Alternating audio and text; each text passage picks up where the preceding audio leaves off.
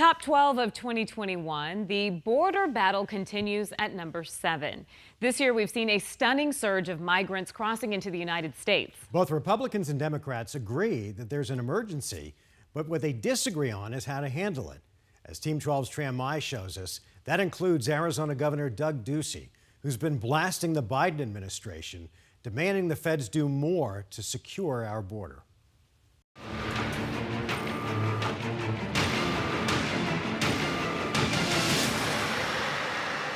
Tensions building in the early part of the year amid a surge in migrants at Arizona's border with Mexico.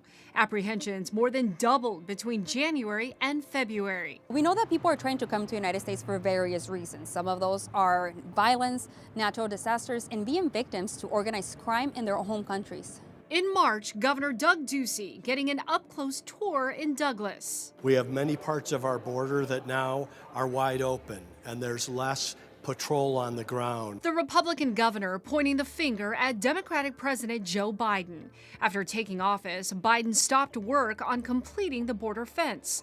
The president also rolled back the Trump administration policy known as Remain in Mexico. Well, the rollback lets some people that are seeking asylum, which is something legal that they can do, enter the United States. We need some help from Washington, D.C. They're completely divorced from what's happening here in the state of Arizona. They're certainly anti-wall, and now they're AWOL, absent without leave. Governor Ducey declaring a state of emergency in April, making him the first Republican governor to order National Guard troops to the border to help free up Border Patrol and other officers to focus on the increase in migrants. Local law enforcement and mayors are calling out for help. President Biden put Vice President Kamala Harris in charge of the border response.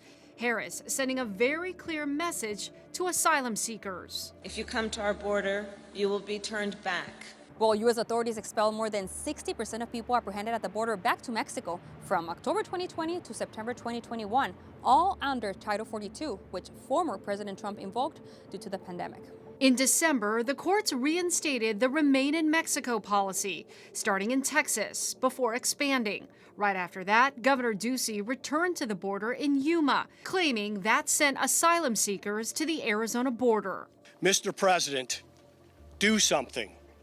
Do anything. While demanding President Biden do more to stop border crossings, about a dozen undocumented immigrants crossed the border behind the governor. And there were two groups who crossed the border while he was talking, and he said this was the humanitarian face of the crisis.